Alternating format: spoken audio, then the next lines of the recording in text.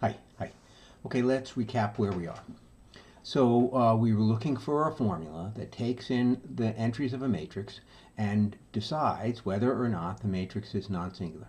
So we tried the 2 by 2 matrices, the 3 by 3 matrices, and what we found was we got some kind of formula, and then it said unequal to 0. So the matrix is non-singular if and only if whatever formula it is unequal to 0. Now, the formula was not very clear. It was not instantly evident what the pattern was in the formula. So instead of trying to figure out what the pattern is, we shifted strategies. We did something that maybe is not completely familiar from previous classes, probably you never saw it before. And we've defined a function, the determinant function, that is given not by a formula, but instead not by an algorithm, but instead is given by properties. So the determinant function is the one that has the following properties, and there were a total of 4 properties. The point of those properties were that they allowed us to use Gauss's method to figure out whether or not a matrix is non-singular, which is of course our standard way to figure out whether or not a matrix is non-singular. The difficulty with describing a function by properties is that it could be that there's more than one such function. It proved early on to be easy to show uniqueness, so we finished that problem.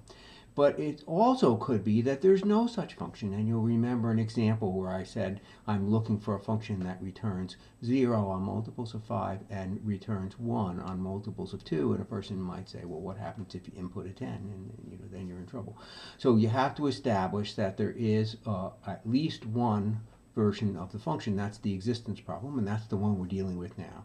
We're trying to show that there exists a function given n by m given the set of n by n matrices, that there exists a function det of n by n. There exists a function that takes in the matrix, it does something with the matrix entries, and then puts out a number, and if that number is 0, the matrix is singular. If that number is non-zero, the matrix is non-singular. So last time we talked about, we're on our way there, and we talked about multilinearity.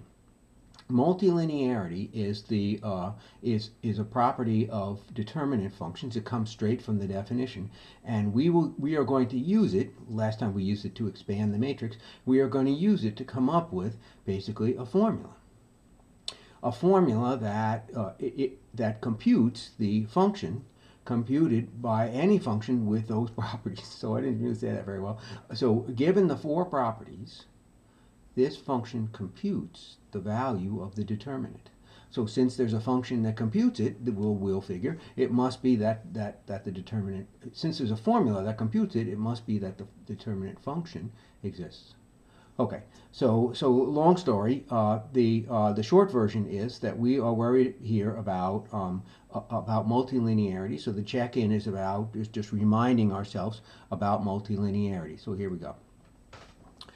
Speaking of reminding ourselves, what the heck? Oh, so here we go. So for question number 1, I was looking for the determinant of 5 minus 1, 3, 4.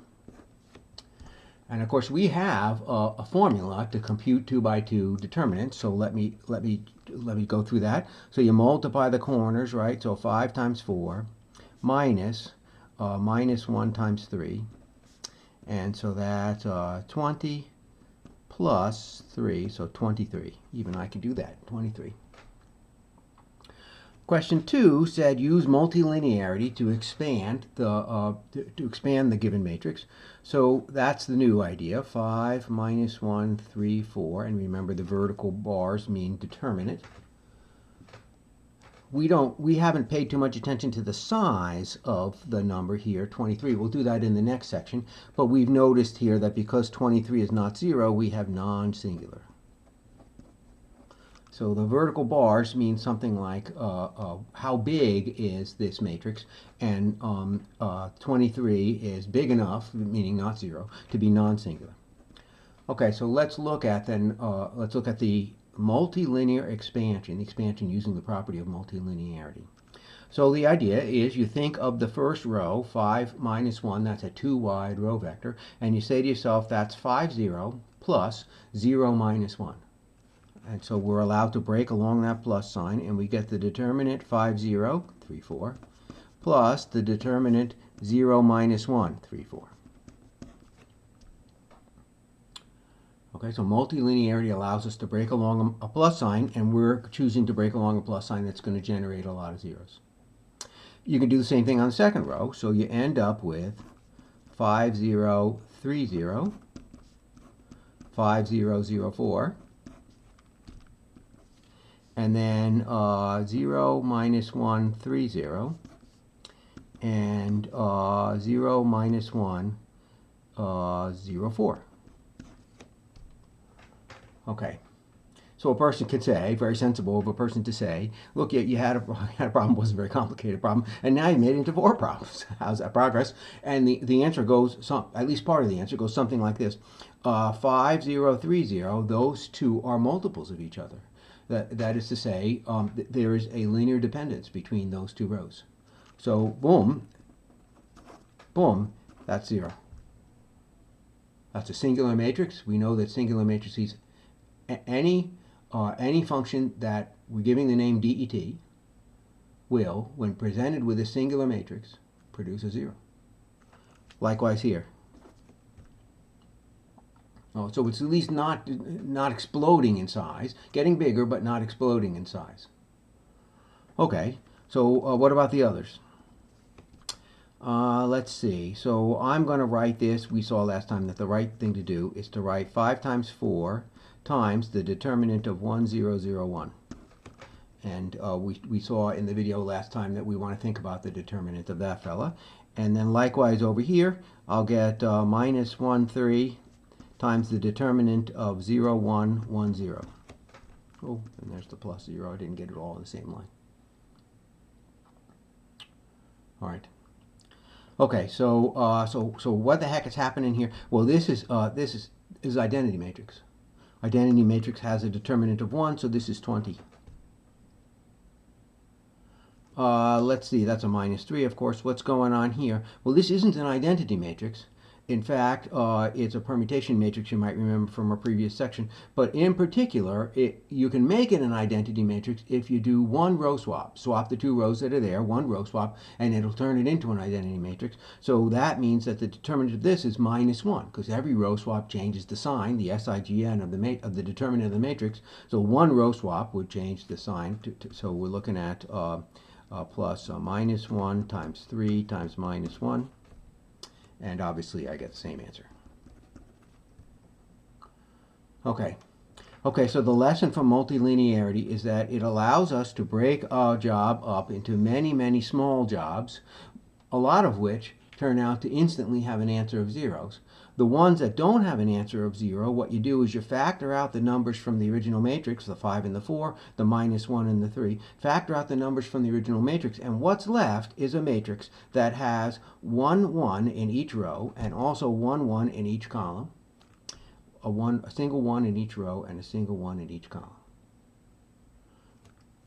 You calculate the determinant of those folks by, if necessary, row swapping them to be the identity and remembering how many row swaps, because each one changes the SIGN. Each one changes the sign. Okay?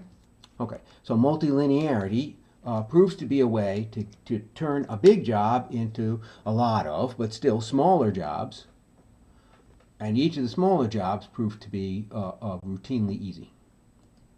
Okay, so now from the check-in, we recognize that the matrices that we got, when you bring out the members, the entries from the original matrix, what's left is then is a permutation matrix. Permutation matrix, we defined it earlier, is square. Every entry is 0 except there's a single 1 in each row and column. I'm going to introduce some notation for permutation matrices that unfortunately looks a little more awkward than it actually is, but anyway. So a permutation is a function that takes the first n numbers as input and returns the first n, those same first n numbers as output. The function is 1 to 1 and on to its correspondence.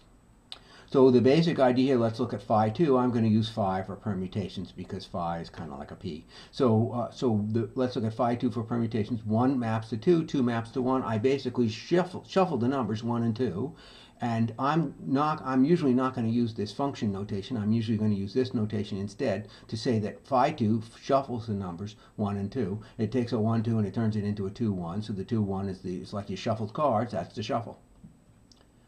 Here's an example. It's a little easier to look at bigger examples. These are all of the shufflings, all of the mixing ups, if that's a word, of 3 numbers.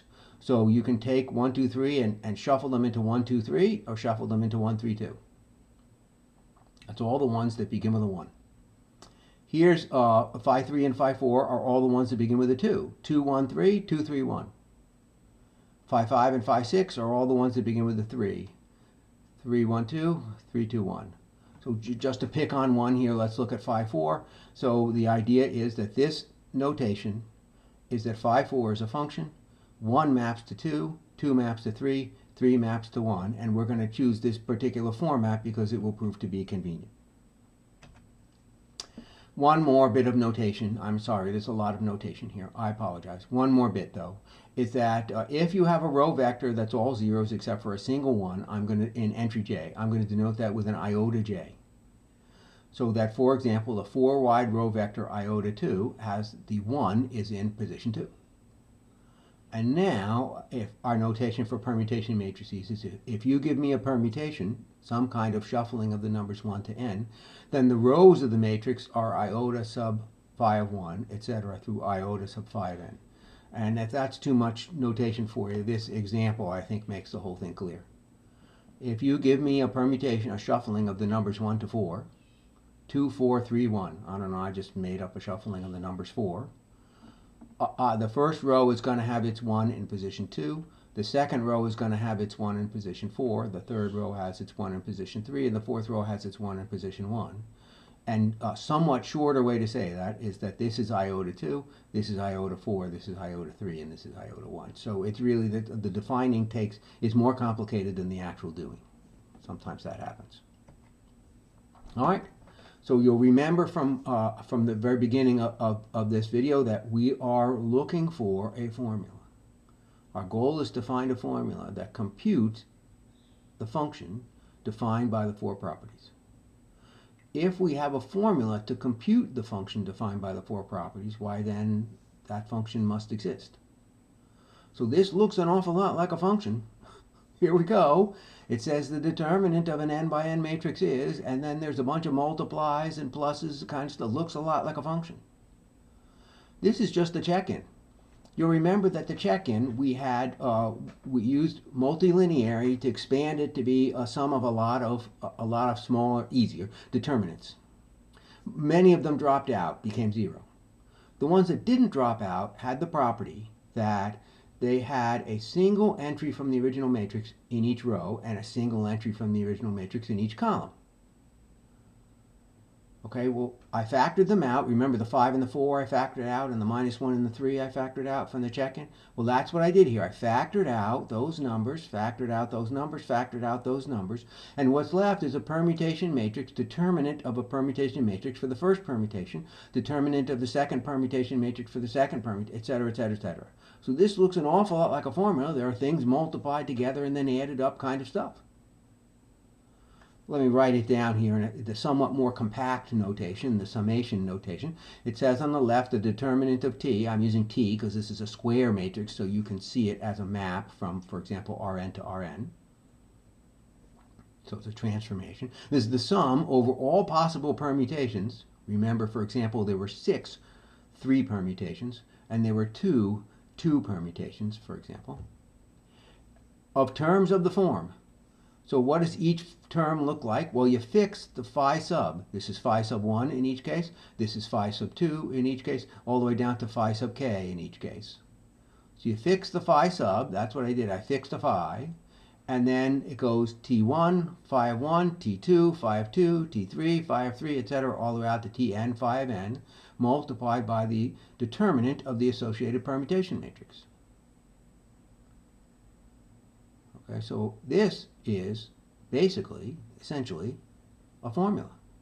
A formula that says, since we derived it using the properties of multilinearity and even further back, the properties defined in the definition of determinant, this is basically turn that off, there we go. This is basically the formula to compute, this is a formula, to compute the determinant of a matrix.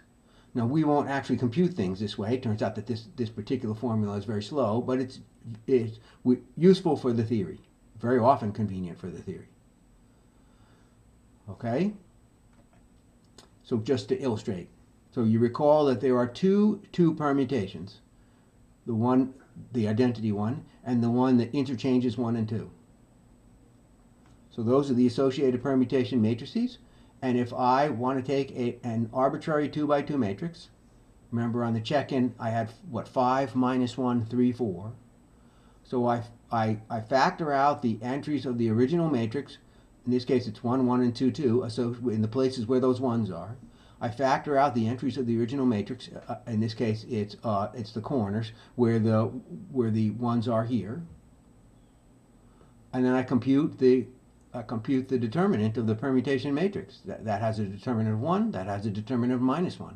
Because remember, one row swap brings it to the identity. Okay, so there I go. This is a formula which computes this determinant. Now, we already had a formula for 2 by 2s, but my point is there's nothing stopping you from doing this for 4 by 4s or 100 by 100s or 2000 by, or whatever size makes you happy. If you rename these from subscripts to letters, you get AD minus BC. So what's happening now is that we have what amounts to a formula for calculating the determinant, any function satisfying the 4 properties, for calculating the determinant of a square matrix. There it is. I like this version, but you may like this version. We're basically done at this point. We simply do these calculations here. When we get to the determinant of the permutation matrix, you can swap it to become the identity. Do however many swaps. If it's an even number of swaps, then the determinant is +1. If it takes an odd number of swaps, the determinant is -1. And you get the determinant of this matrix because there's a formula for the determinant of this matrix. Then there must be a function satisfying the 4 properties.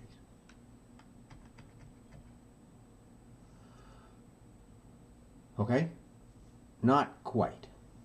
Not telling the whole truth. Close to the whole truth, but not telling the whole truth. Here's the issue. Technical issue. When you go to swap these permutation matrices to be the identity, you can do it in more than one way. You could, for example, swap row 1 and row 2, swap them back again, and then go off and accomplish something useful. So technically, in order to have a formula, we have to prove that when you find the determinant of a permutation matrix, there's only one possible answer. It can't be the case that you swap to get the determinant of a permutation matrix and you end up with +1, and I swap around to get the determinant of the same permutation matrix and I get -1. That can't happen. That's a technical issue, and the next section is optional because it's really not because it's silly or dopey, but just because it seems to have a little less to do with linear algebra than some of the other topics that we cover. But nonetheless, a person would very legitimately feel, looking at that slide with the permutation expansion, okay, I'm satisfied. That's a formula. I can see where the formula came from. Comes from multilinearity, and I'm going to move on. So the next section is optional, is what I'm telling you. Because the next section is optional, a person who didn't take it would miss the 2 results there. So I'm going to quote them for you. The first result is what we've just been talking about, that for every n, there's an n by n determinant function. Because there's a formula to compute it, we will give a formula to compute the determinant of permutation matrices in the next section. So that there's a form that completes the permutation expansion formula. So for every n, there's an n by n determinant function, and that was a long job, a theoretical job. As I mentioned, one of the goals of the course is to help a person raise kind of their level of abstraction, raise sort of their level of ability to work with these kind of abstract ideas. And so the right way to do that is periodically present people with the abstract idea and work through it, and then keep going back to concrete ideas. All right, so not apologizing about it, not embarrassed about it, but just to give a person some sense of what's happening. And then there's a result that follows from that that we will find that we will find convenient in a number of places. We will need in a number of places, and that is that the determinant of a matrix is equal to the determinant of its transpose. You remember what the transpose is? The transpose is where you take the matrix and turn the rows into columns and turn the columns into rows. And the determinant of those two matrices will be the same, and that's a result in the next section that we'll need from time to time. In particular, this last result, we can prove it in the next section, but a lot of people will skip the next section, so I'm only quoting it here. In particular, for this last result, the fact that the determinant of a transpose equals the determinant of a matrix allows us to transfer results. Any statement about rows in determinants becomes statements about columns. For instance, the first condition in the definition determinant is that the determinant is unchanged by row combinations. If you do k row I plus row j, you don't change the determinant. Now, because of that last result that I just quoted, because the determinant of a matrix is equal to the determinant of its transpose, that same statement holds for column operations. If you have a matrix and do the column operation of k row I plus row j with I unequal j, of k row I plus row j, then you also don't change the determinant of the matrix. So this fact that the transpose of a matrix has the same determinant as the matrix gives you a transfer that you can transfer statements from row properties to column properties. So just as an example, a matrix with two equal columns is singular matrix, has a determinant of 0. Another example, column swaps change the sign of a determinant because row swaps change the sign of a determinant. If you want to prove that column swaps change the sign of a determinant, start with a matrix, transpose it, swap the rows, that makes the determinant negative, transpose it back. The columns have swapped. And another example, determinants are multilinear in their columns. Of course, we saw the result that they're multilinear in their rows, but by transpose, you get the determinants are multilinear in their columns. Okay, so you transpose the matrix, and then you transpose it back, and that's how you turn statements about columns into statements about rows. Okay, so again, the next section is optional, so a person who was watching these videos could very sensibly just simply skip it, go on to the section after that, and the other consequence is that we're going to start when we do the next section, we won't have anything, we won't have a check-in, just so that a person doesn't miss that. Okay, all right, very good, very good. So we'll see you next time, whatever next time is.